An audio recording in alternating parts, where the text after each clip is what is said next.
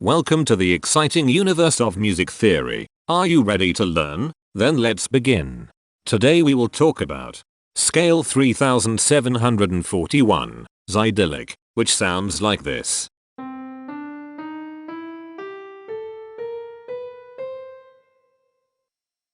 This scale has 8 tones, which means it is called an octatonic scale. This is a bracelet notation diagram of scale 3741. The shaded circles represent tones that appear in the scale, and they are read clockwise, starting at the top.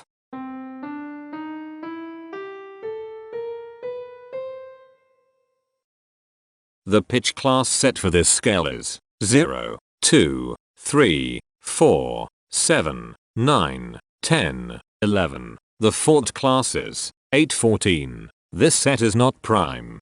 The structure of a scale is a description of the interval distance between each successive tone. This scale has a structure of 2113 2111.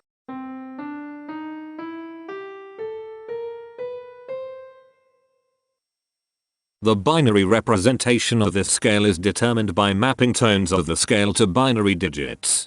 Each binary digit represents a power of 2.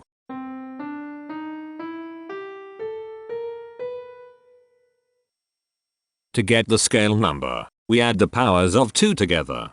The powers of 2 that are present in the scale, all added together, equals 3741. That is why the scale number, in decimal, is 3741. The scale number not only enumerates the scale with a unique index, but it also literally describes the tonal content of the scale. Represented as a binary number in base 2, the scale number is 111010011101.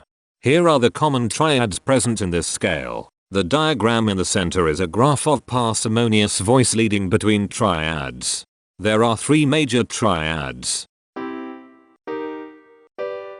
There are 4 minor triads. There is 1 augmented triad. There are 2 diminished triads. Here is a Hamiltonian path of parsimonious voice leading that uses all the triads.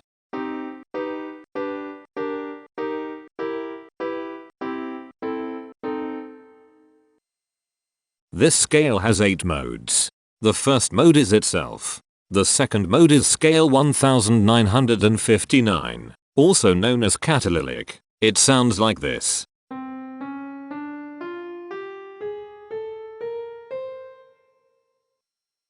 The third mode is scale 3027, also known as Zydyllic. It sounds like this.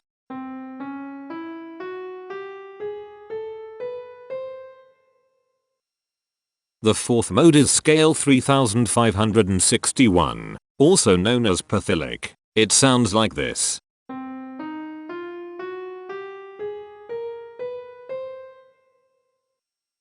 The fifth mode is scale 957, also known as Zydyllic. It sounds like this.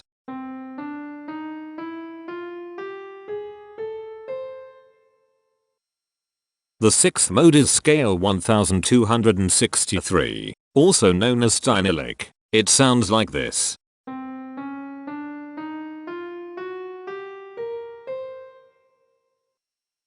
The seventh mode is scale 2679, also known as Zydyllic. It sounds like this.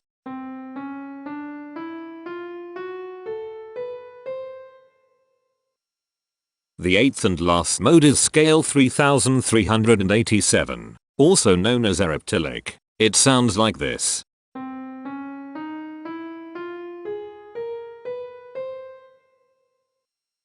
Imperfections are tones that have no tone, a perfect fifth interval above them. This scale has 2 imperfections. They are at positions here and here. Hemitones are instances where 2 tones in the scale are a semitone apart. This scale has 5 hemitones. They are at positions here, here, here, here, and here. Cohemitones are instances where 2 hemitones are beside each other. This scale has 3 cohemitones. They are at positions here, here, and here. The distribution spectra describes the size of each of the scale steps. which in turn describes how evenly spaced the tones are. A generic interval is how many scale steps are between one tone and another. A specific interval is how many semitones apart they are. The generic interval of one scale step comes in 3 different specific interval sizes: 1 semitone, 2 semitones, and 3 semitones. The spectrum width of this generic interval is the highest, 3, minus the lowest, 1, which equals 2. The generic interval of 2 scale steps comes in 4 different specific interval sizes: 2 semitones, 3 semitones, 4 semitones, and 5 semitones. The spectrum width of this generic interval is 3.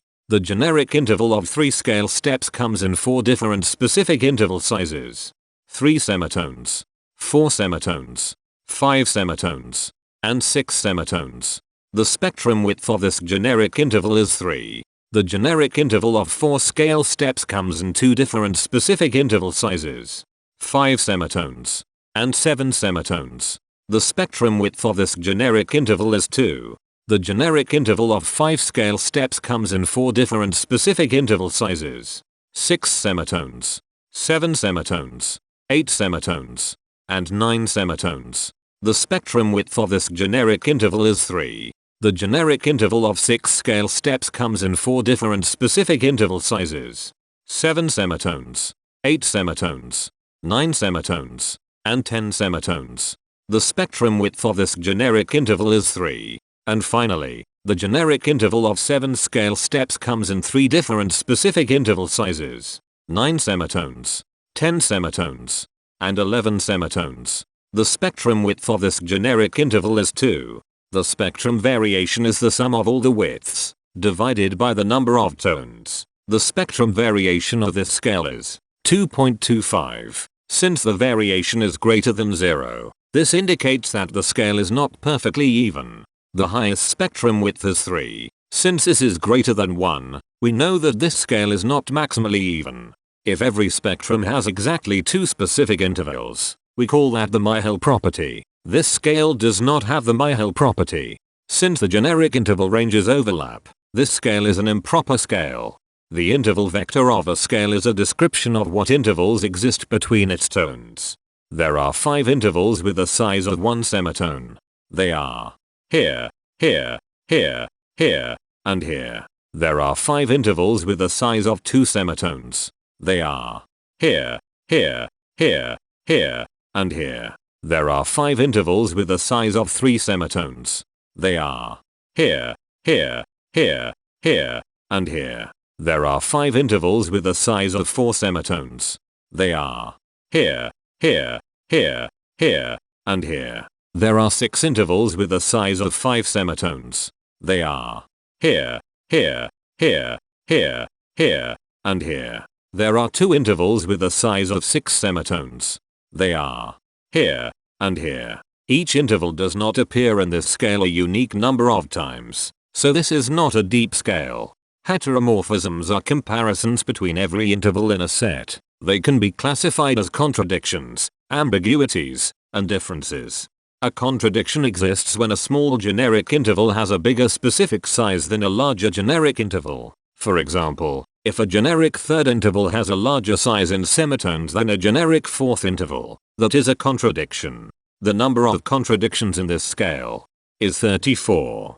An ambiguity exists when 2 intervals have the same specific size, but they have different generic intervals. For example, if a generic fourth and a generic third interval are the same size in semitones, that is an ambiguity. The number of ambiguities in this scale is 56. A difference exists when 2 intervals have the same generic size, but different specific sizes. For example, a major third and a minor third both have the same generic size, but they have different sizes when measured in semitones. The number of differences in this scale is 136. The coherence quotient measures the proportion of ambiguities and contradictions among a set's intervals. A scale with a higher coherence quotient is a good candidate for musical usefulness. The coherence quotient is 0.662.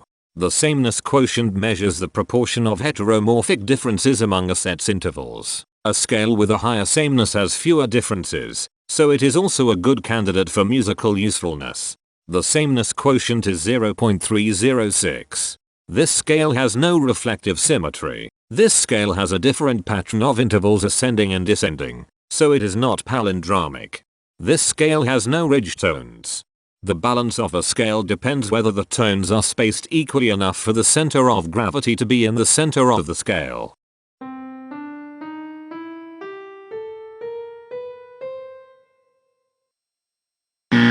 This scale is not balanced. The inverse of a scale is a mirror image. It is what you get when the sequence of intervals is reversed. The inverse of this scale is scale 1839, also known as Zydyllic. This scale is chiral. It cannot transform into its inverse by rotational transformation.